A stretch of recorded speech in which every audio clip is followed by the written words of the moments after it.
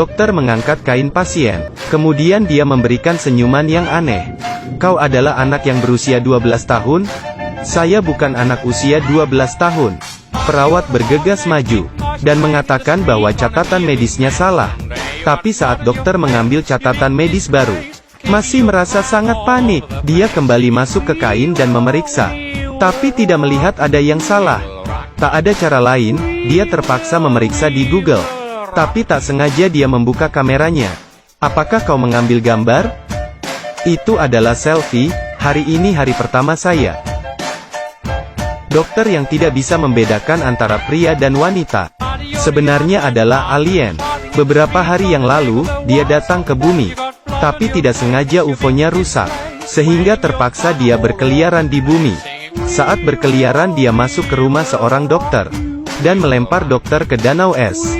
Kemudian ia bergemetar dan berubah menjadi dokter, tapi ingin menjadi manusia bumi ini. Tidak cukup dengan mengubah penampilannya. Dia harus berlatih berjalan dengan hati-hati, belajar senyuman dari majalah N, dan juga harus belajar menyikat gigi dengan sikat gigi, dengan mulut makan. Bahkan agar mempermudah komunikasi dengan manusia, alien juga harus belajar berbicara. Dia membuka televisi, kemudian belajar berbicara dari orang di televisi, menjadi alien yang penuh penasaran. Bahkan dia belajar dari anak jalanan cara memberikan simbol jari tengah. Namun sebelum Harry selesai belajar, polisi menemukan dia, untuk membantu mereka memeriksa mayat. Harry awalnya ingin menolak, tapi agar tidak ketahuan, Harry pergi bersama polisi ke rumah orang itu. Begitu Harry masuk, dia langsung menghampiri mayat itu. Dari baunya diperkirakan dia sudah mati 6 jam. Tapi ini adalah orang hidup. Setelah menenangkan diri, Harry datang ke depan mayat asli. Saat dia membuka kain, Harry yang penasaran hanya melihat sekejap, dan langsung memastikan mayat ini adalah bunuh diri. Setelah itu dia langsung ingin pergi. Wali kota tidak berhasil membujuk Harry untuk tetap tinggal. Hingga wali kota mengatakan harus melakukan otopsi mayat. Harry akhirnya menunjukkan ketertarikannya. Kembali ke ruang otopsi, Harry mengeluarkan otak orang mati. Dengan penasaran dia melihatnya. Tapi istrinya orang mati itu, tiba-tiba masuk. Harry langsung saja kebingungan. Harry mengira dia akan kehilangan pekerjaan.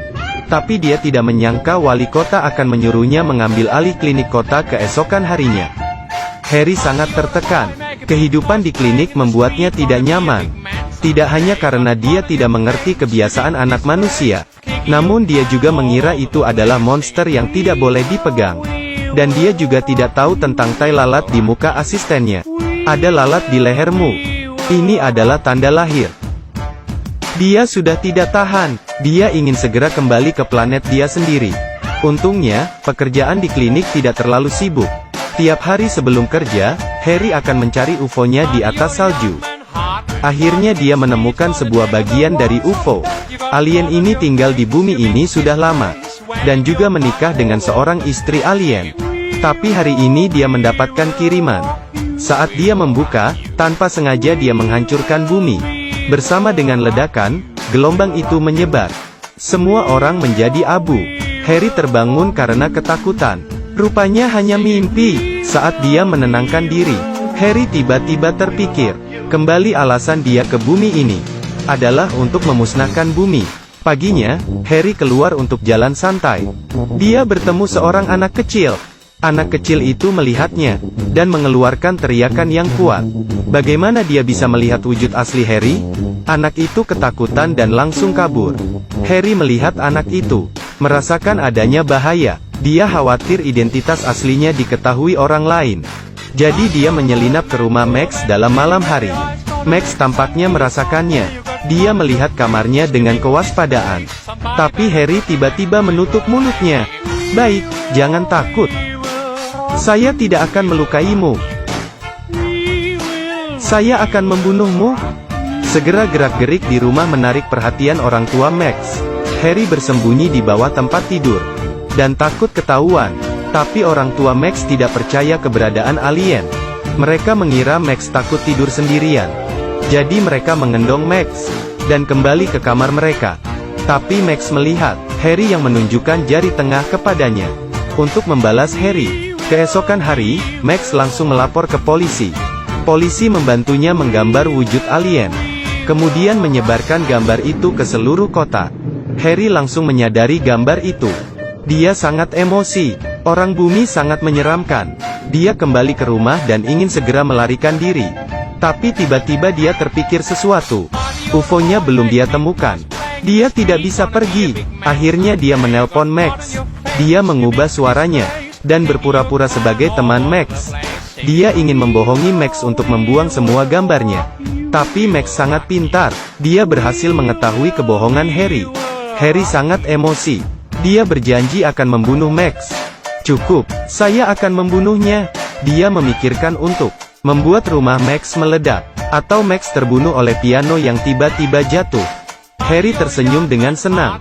Tapi dia tidak menyangka, Max bertindak lebih cepat daripada dia. Dia meminta orang tuanya untuk mengundang Harry ke rumahnya. Begitu dia memasuki pintu, dia memberi Harry pelukan hangat. Sehingga mengusir niat jahatnya. Lalu dia memanggil teman kecilnya, agar dia pergi ke mobil Harry dan mencari kunci.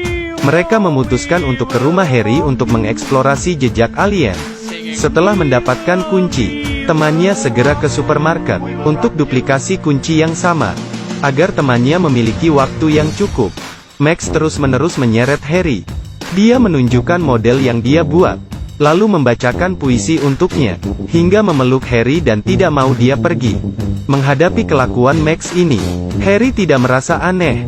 Bahkan dia merasa, dia sebenarnya sangat menyukai saya. Saya adalah alien yang disukai manusia. Tapi dia tidak menyangka, keesokan hari, anak-anak menggunakan kunci duplikat dan masuk ke rumahnya.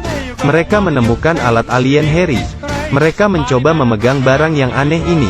Tapi barang itu membuat mereka terbang, hingga pingsan. Harry baru saja pulang rumah, dan melihat kedua orang pingsan di lantai. Dia melihat sekali dan mengetahui bahwa semua itu karena alat alien miliknya. Dengan gelisah dia memeriksa denyut nadi mereka, dan sedikit kecewa, agar tidak membuat masalah untuk diri sendiri. Harry membawa kantong, dan membungkus kedua anak itu. Tapi sebelum dia keluar dari rumah, dia bertemu dengan seorang wanita. Wanita itu mengaku sebagai istrinya. Belum sempat dia menyelesaikan permasalahan ini, Harry terlebih dahulu mengantar kedua anak kecil itu pulang ke rumah mereka.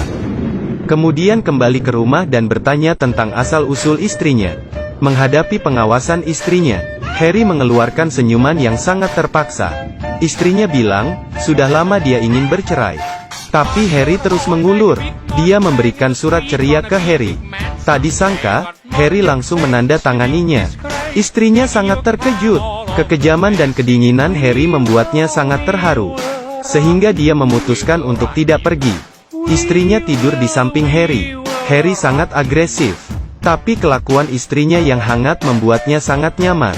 Keesokan harinya Harry terbangun dalam tatapan lembut istrinya. Tapi dia harus segera pergi bekerja. Saat dia ingin mengusir istrinya, dia tidak menyangka istrinya langsung menghampirinya di kliniknya. Karena di rumah dia menemukan baju tidur wanita. Istrinya sangat emosi di klinik, membuat Harry terdiam. Tapi saat malam dia pulang rumah, istrinya kembali menjadi sangat lembut. Wanita manusia memang sangat membingungkan. Istrinya membuatkan steak kesukaan Harry. Tapi Harry sedikit takut jika mayat di kulkasnya ketahuan istrinya. Saat dia membuka kulkas, melihat mayat Harry masih ada. Akhirnya dia tenang untuk menikmati makan malam bersama istrinya. Dia makan steak dengan istrinya dengan mesra. Setelah makan, istrinya mengajaknya berdansa. Mereka semakin mendekat. Harry tiba-tiba merasakan dirinya memiliki perasaan yang dimiliki manusia. Jadi dia mencium istrinya. Keesokan hari, istrinya mengajak dia pergi jalan-jalan. Mereka bermain bersama, dan juga membuat kue bersama. Istrinya tiba-tiba menyuruh Harry pergi ke New York bersamanya. Harry kebingungan, dia masih harus mencari UFO-nya. Dia tidak bisa terjebak oleh perasaan manusia. Jadi keesokan hari dia bangun pagi, dan membuat sarapan untuk istrinya. Tapi dia memberikan racun di kopi. Istrinya hanya minum sekali, dan Harry segera mencari bagian dari UFO-nya. Akhirnya dia menemukannya di tengah salju. Tapi Harry tidak tahu, keberadaan UFO-nya sudah diketahui oleh polisi. Polisi juga mengikuti jejak, dan membuat UFO yang sama persis.